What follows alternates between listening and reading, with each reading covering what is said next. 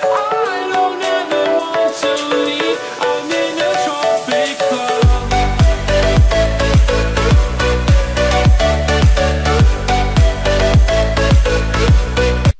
Salut tout le monde, j'espère que vous allez bien. Aujourd'hui on va se retrouver pour la vidéo pronostic de SummerSlam 2015. Mais juste avant je voulais vous remercier car on a passé le cap des 300 abonnés. Ma dernière vidéo c'était ma 100ème en plus de ça, donc double anniversaire j'ai envie de dire. Donc double fois merci, vraiment ça fait vraiment plaisir d'avoir 300 abonnés. Je suis peut-être pas le youtubeur spécialisé catch qui en a le plus, mais en tout cas ça me fait vraiment très plaisir. Et tout simplement merci. J'allais pas faire une vidéo spéciale comme pour les 200 abonnés. J'ai préféré faire une vidéo un petit peu spéciale avec ma dernière vidéo qui est sortie, qui apparemment vous a plu, donc c'est justement bien. Donc voilà. Je vais faire assez simple, donc voilà, tout simplement merci. Et voilà. Donc là on va pouvoir attaquer les pronostics de SummerSlam 2015 et je vais pas perdre de temps, je vais commencer directement par le premier match. Donc ce sera un tag team match, pas de titre remis en jeu, puisqu'on aura Arrow, donc Stephen Amell, l'acteur de Arrow, avec Neville, qui seront donc en équipe face à Stardust et Banyus Barrett. D'un côté on a Neville et Stephen Amell qui ont donc aucun match à SummerSlam, et de l'autre côté on a Stardust et Banyus Barrett qui ont chacun une victoire pour une défaite, donc il n'y a pas vraiment d'avantage au niveau des statistiques. Mon pronostic, je vois une victoire de Stephen Amell et de Neville, tout simplement car quand à chaque fois qu'une guest est invitée pour faire un match, que ce soit à WrestleMania ou pour un autre show, je vais vous donner des exemples, que ce soit Floyd Mayweather à WrestleMania 24, Snooki Polizzi à WrestleMania 27, ou alors Maria Menounos à WrestleMania 28.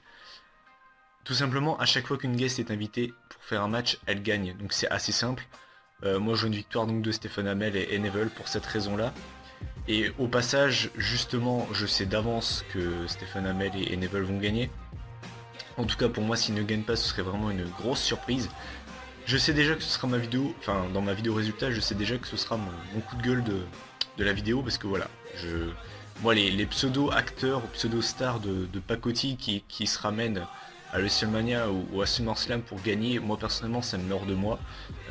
Déjà de une, le mec va battre Stardust et Banyus Barrett. Je pense qu'ils n'ont pas spécialement besoin de ça.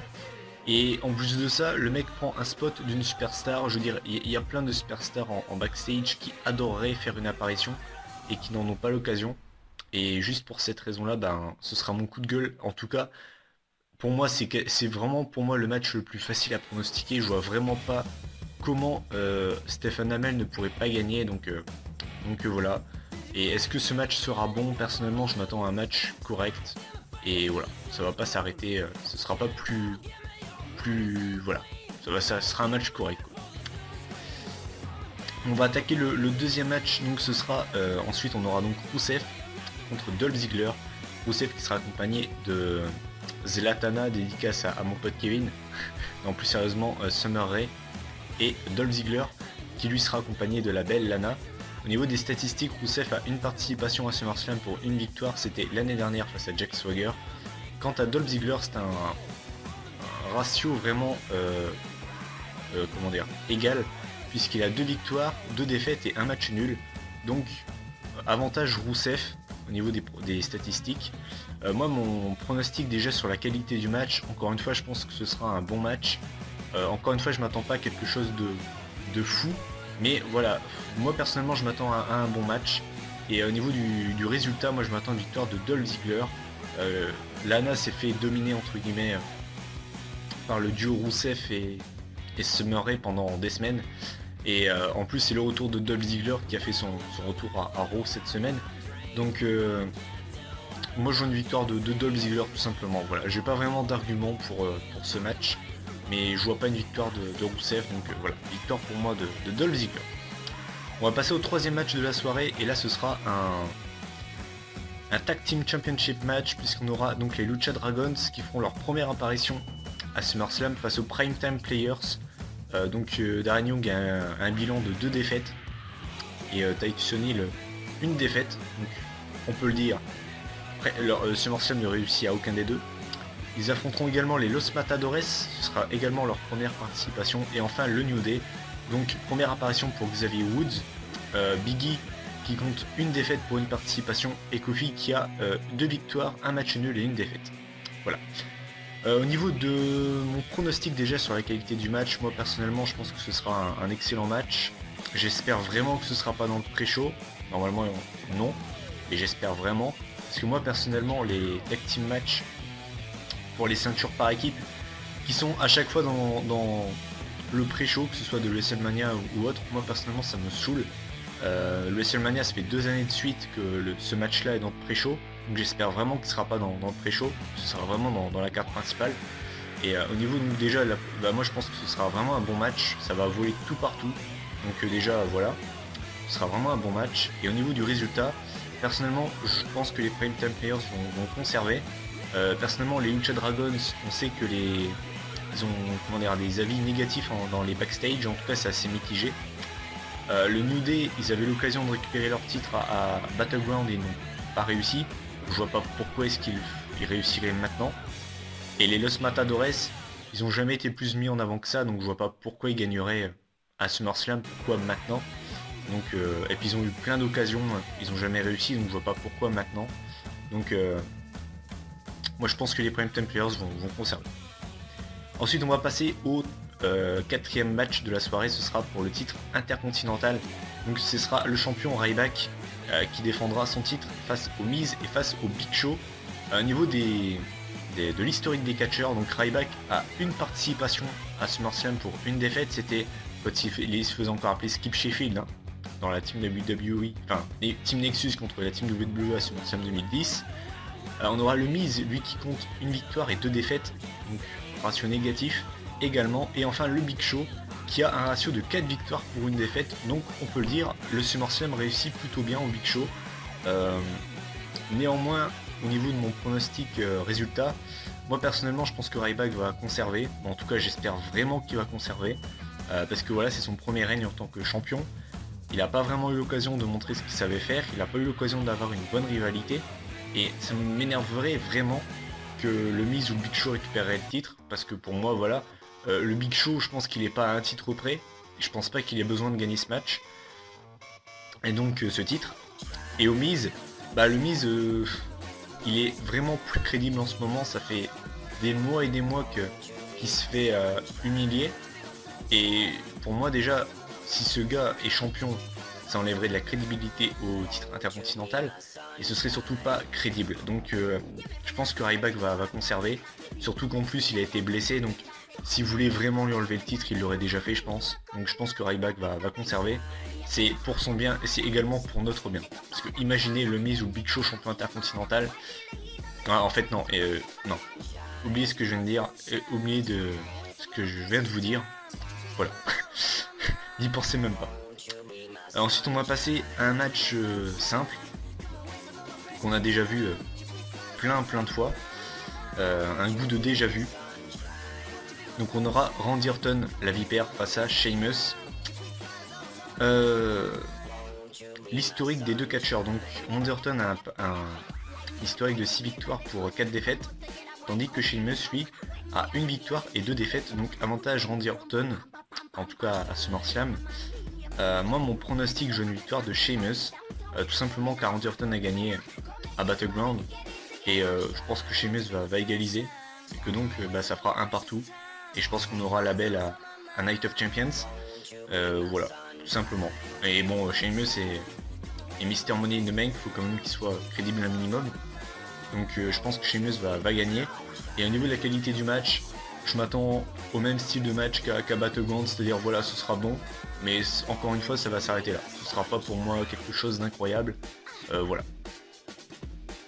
Là par contre on risque d'avoir un match incroyable, alors bien évidemment ça dépend du booking, mais là ce match là c'est vraiment le match que j'attends le plus de la soirée, et je ne pèse pas mes mots puisqu'on aura Kevin Owens face à Cesaro, Claudio Castagnoli face à Kevin Steen hein, sur le circuit indépendant. Ce match n'a aucun titre en jeu, ce match n'a pas de stipulation, mais waouh, qu'est-ce que j'attends ce match. On sait ce que les deux sont capables de faire dans le ring. Ils nous ont déjà fait du teasing à Raw SmackDown en se mettant des des petites pop-up powerbombs ou bien des uppercuts.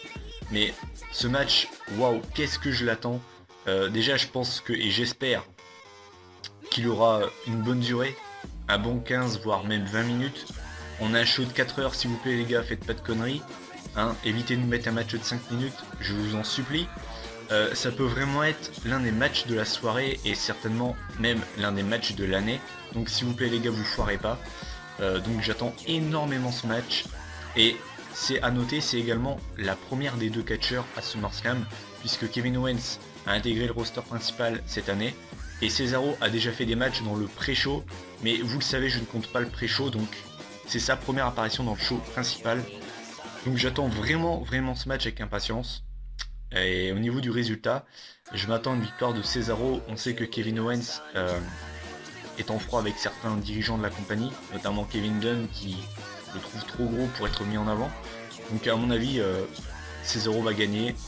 Et voilà. Mais de toute façon, je vais pas vous le cacher, hein, que ce soit l'un ou l'autre qui gagne, ça ne me dérange absolument pas. J'adore les deux. Ça fait partie de mes deux catcheurs préférés actuellement à la WWE avec Bray Wyatt et Seth Rollins. Donc j'attends vraiment avec impatience ce match. Et voilà. Ensuite on va passer au match Diva. Donc là ce sera vraiment un gros match puisqu'on aura 3 teams. Donc les 3 teams, donc on aura la team PCB, Charlotte, Paige et Becky Lynch qui vont affronter la team Bad, donc composée de Sasha Banks, Naomi, Tamina, à la team Bella, donc Brie, Nikki Bella et Alicia Fox. Alors déjà, je pense que pour une fois, le match féminin sera bon, ce sera à noter. Je pense qu'on aura vraiment un bon match. À noter également, je vais le préciser, ce sera un match à élimination, donc ça risque de partir dans tous les sens. Moi je pense que ça va vraiment être un festival de prises et voilà. Alors bien évidemment, pour ceux qui se rappellent de ma critique sur Survivor Series 2013, on avait eu un style de match un petit peu similaire, où on avait un tag team Survivor Series match avec les femmes, et on a vu un festival de prises, mais c'était du grand n'importe quoi. Là je pense que là quand même ce sera quand même largement meilleur, et j'espère vraiment qu'on aura un bon match. Ça fait des semaines et des semaines qu'on nous vend le Divas Revolution, et ben j'espère qu'on aura vraiment la révolution et qu'on aura vraiment un bon match. Mais j'ai franchement peu de doute là-dessus, je pense qu'on aura vraiment un bon match féminin pour une fois. Et au niveau du résultat, je m'attends à une victoire de la team PCB, pour la simple et bonne raison que si vraiment Charlotte est la prochaine challengeuse au titre de Nikki Bella, ben ce serait logique de faire gagner cette team là. Donc moi personnellement par défaut je ferai, en tout cas je pense que la team PCB va gagner. Donc voilà. Ensuite on va passer à un nouveau tag team match. Et encore une fois ce coup-ci il n'y aura pas de titre en jeu, puisque ce sera Bray Wyatt et Luke Harper face à Dean Ambrose et Roman Reigns. Donc Bray Wyatt a un bilan de 2 victoires à SummerSlam, face à Kane et face à Chris Jericho. Luke Harper c'est sa première participation. Et Dean Ambrose compte donc une défaite, Roman Reigns une victoire. Donc avantage à la team Wyatt. Au niveau du résultat, moi personnellement je m'attends à une victoire de Dean Ambrose et Roman Reigns, pour la simple et bonne raison que Roman Reigns a perdu à Battleground et qu'à mon avis cette rivalité va se poursuivre. Donc s'ils veulent vraiment poursuivre cette rivalité, il faut faire gagner Roman Reigns et Dean Ambrose. Et même rivalité qui devrait continuer ou pas, je vois pas Wyatt l'emporter dans la rivalité face à Roman Reigns, ça n'aurait aucun sens. Donc moi je m'attends à une victoire de Dean Ambrose et Roman Reigns. Et au niveau de la qualité du match, je m'attends à un bon match, mais encore une fois voilà, ça va s'arrêter là, je m'attends pas à quelque chose d'incroyable encore une fois. Ensuite on va passer à l'avant-dernier match, et ce match là il a fait beaucoup réagir sur les réseaux sociaux, et le résultat final fait beaucoup parler, puisqu'on aura le winner takes all match, c'est-à-dire le champion US John Cena affrontera le champion WWE Seth Rollins, le vainqueur repart avec les 2 titres. Au niveau des statistiques, Seth Rollins compte une victoire pour une participation, il avait battu Dean Ambrose l'année dernière, dans un très bon match d'ailleurs. Et de l'autre côté, John Cena, ça va peut-être vous surprendre, mais il a un bilan négatif à SummerSlam, il a 4 victoires et 7 défaites. Donc on peut le dire, SummerSlam n'est pas le pay-per-view préféré de John Cena, ça doit être l'un des rares pay-per-view où il a un bilan négatif. Au niveau déjà de la qualité du match, moi je m'attends à un bon match, je vais pas vous cacher, parce que bon voilà, John Cena et Seth Rollins se sont déjà affrontés dans le passé, on a eu des bons matchs, je vois pas pourquoi celui-là serait mauvais. Donc déjà, voilà, je m'attends à un bon match. Et au niveau du résultat, eh bien écoutez, moi personnellement, je vois ni une victoire de Seth Rollins, ni une victoire de John Cena. Moi je m'attends tout simplement à une intervention, non pas de Sheamus, mais donc d'une superstar ou de Triple H. J'ai pas vraiment de personne en tête, mais pour moi ce match n'aura pas de vainqueur. Je vais m'expliquer. En ce moment, quand la WWE prévoit des matchs avec des résultats vraiment trop prévisibles, et bien souvent ça ne se passe pas comme ils le veulent. Par exemple, j'ai donné un exemple simple, plus récemment, Roman Reigns, quasiment tout le monde le voyait gagner le Money in the Bank. J'avais pronostiqué que non, il n'allait pas gagner. Je lui avais dit Sheamus, je crois, si je me souviens bien. Et finalement, c'est ce qui s'est passé. J'ai plus d'autres exemples en tête, et j'ai remarqué souvent que quand la WWE veut être trop prévisible, il y a un truc qui se passe. Et moi personnellement, je pense qu'il n'y aura pas de vainqueur, tout simplement entre Rollins et Cena. Moi je pense que les deux vont repartir avec leur titre, et je m'attends pas non plus à un catch de Sheamus. Je dis pas que c'est impossible, mais en tout cas je pense qu'il y aura vraiment de la controverse au niveau de ce résultat, de ce match en tout cas. Mais personnellement, la seule chose dont je suis sûr pour ce match, c'est que je pense qu'on aura un bon match. Voilà. Je vois sincèrement pas comment ce match peut être mauvais. Maintenant, au niveau du résultat, moi personnellement, je vois une fin vraiment controversée, avec pourquoi pas... moi je pense que les deux vont repartir avec leur titre de chaque côté. Et voilà. Et on va passer au main event, the biggest event of the summer. Donc on aura The Beast, Brock Lesnar, le Conqueror contre The Undertaker. Donc au niveau des résultats, les deux catcheurs lors du biggest event of the summer, Lesnar comptabilise 4 victoires pour une défaite, l'Undertaker 10 victoires pour 5 défaites.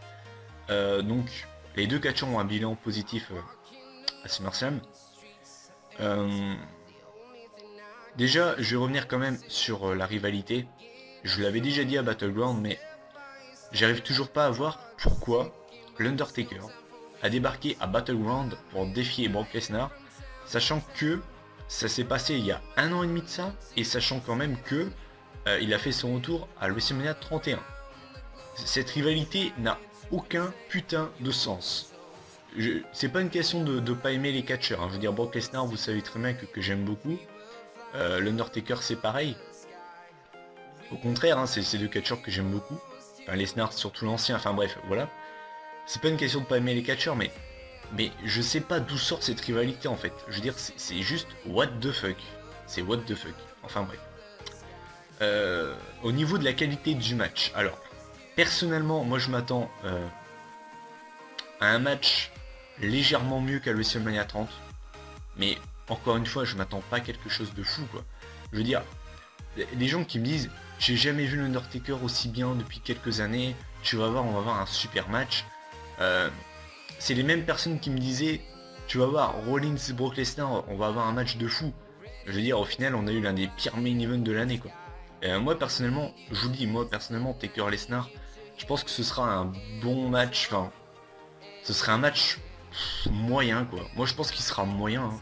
Je m'attends pas à quelque chose de fou en tout cas, mais j'espère qu'ils vont me surprendre, mais j'ai du mal à y croire. Et au niveau du résultat, pour moi, comme j'ai dit à pas mal de potes, pour moi, que ce soit Lesnar ou Taker qui gagne, le résultat sera what the fuck. Je vais m'expliquer. Si Lesnar bat Taker, ce serait, pour moi, de toute façon, ce serait le résultat le plus what the fuck, parce que Taker revient au bout d'1 an et demi pour défier Lesnar, ils font revenir Taker, et Taker perd, ça n'aurait mais aucun sens, mais aucun putain de sens. Donc pour moi, si Lesnar gagne, ce sera un gros what the fuck. Et même si l'Undertaker bat Lesnar, pour moi ce serait what the fuck, parce que Lesnar c'est de Conqueror, c'est celui qui a battu la streak. Mais si Taker le rebat par derrière, pour moi ça n'a aucun sens. Et ce côté légendaire de j'ai cassé la streak serait un petit peu cassé, parce que voilà, ça voudrait dire voilà mec, tu m'as battu une fois à WrestleMania, moi je t'ai rebattu. Donc ce serait un petit peu what the fuck. Donc déjà voilà, enfin, en tout cas ouais, moi personnellement je vous dis cash, hein, ce match je ne l'attends pas. Je fais peut-être partie des rares, mais je suis pas emballé par ce match. Et au niveau du résultat, moi je m'attends à une victoire du Deadman, l'Undertaker. Parce que je vous dis sincèrement, je vois pas l'intérêt de faire revenir Taker 1 an et demi après la streak qu'elle a été brisée pour défier Lesnar. Si c'est pour pas gagner, je vois vraiment, mais alors vraiment pas l'intérêt. Et ce serait pour moi l'une des rivalités les plus what the fuck que j'ai pu voir depuis très longtemps si Taker venait à perdre face à Lesnar. Enfin bref. Donc n'hésitez pas à donner vos pronostics en commentaire, me dire si est-ce que vous attendez vraiment SummerSlam ou pas. Moi personnellement je l'attends mais sans plus, voilà, je suis pas plus emballé que ça. Je connais beaucoup de personnes qui sont vraiment très emballées par le show. Moi pas tant que ça, voilà, je suis pas tant emballé que ça par la carte. Mais je pense que ce sera quand même un bon pay-per-view. N'hésitez pas également à me dire si vous voulez les résultats de NXT Brooklyn ou pas.